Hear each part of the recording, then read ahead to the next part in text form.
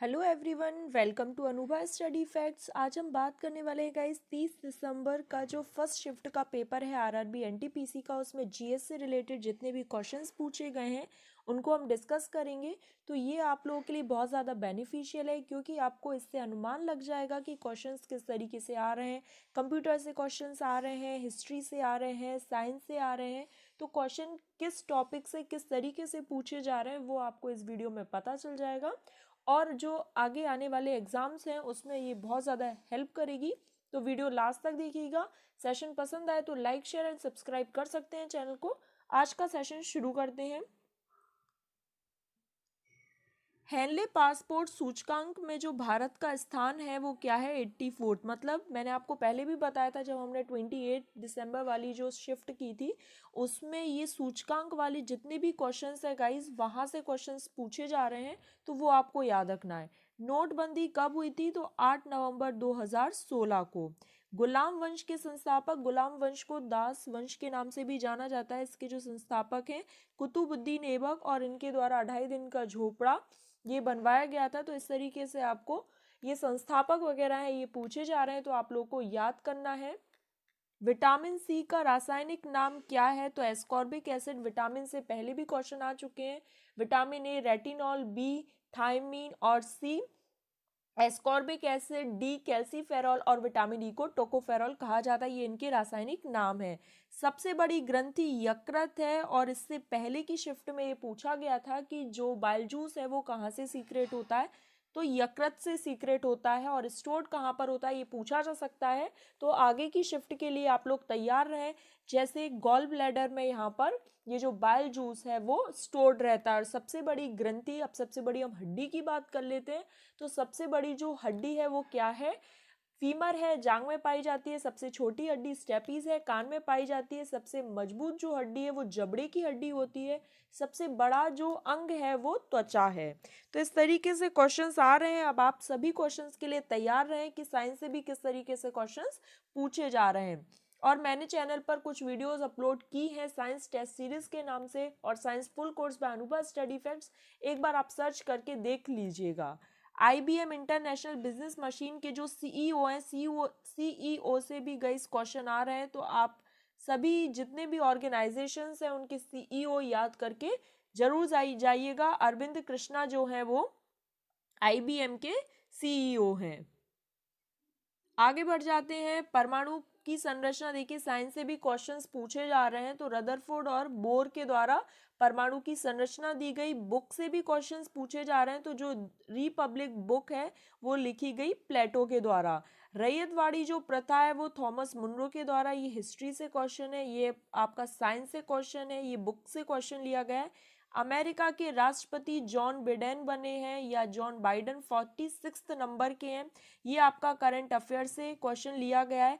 कामायनी पुस्तक देखिए, एक ही सेशन एक ही शिफ्ट में 2 बुक के क्वेश्चन लिए गए हैं। तो ये जयशंकर प्रसाद के द्वारा। तो जितनी भी इंपॉर्टेंट बुक्स हैं वो आप एक बार पढ़कर जरूर जाइएगा। इंसुलिन की कमी से हो जाता है मधुमेह, डायबिटीज रोग, ये आपका साइंस से बना हुआ है क्वेश्चन। तो आप एक बार साइंस टेस्ट सीरीज ये मैंने स्पेशली फॉर जेल प्रहरी आरआरबी एनटीपीसी के लिए बनाई थी, एक बार जरूर देख लीजिएगा अगर अभी तक आपने नहीं देखी है तो।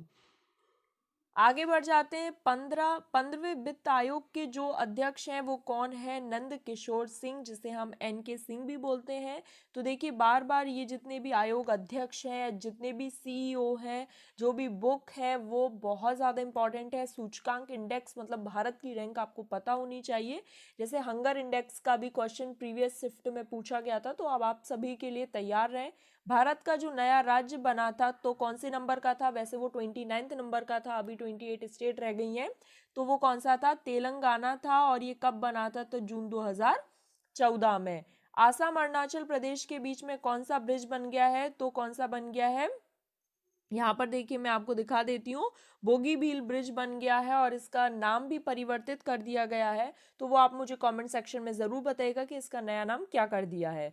जोजिला दर्रा जो है वो किसको जोड़ता है? तो श्रीनगर लेह को, श्रीनगर को लेह से जोड़ता है जोजिला दर्रा। मतलब दर्रे से भी क्वेश्चन आए हुए हैं। तो जितने भी इंपॉर्टेंट दर्रे हैं आप उनको याद कीजिएगा। 1 किलोबाइट बराबर कितना होता है? तो 1024 बाइट होता है। ये आपका कंप्यूटर से क्वेश्चन लिया गया है।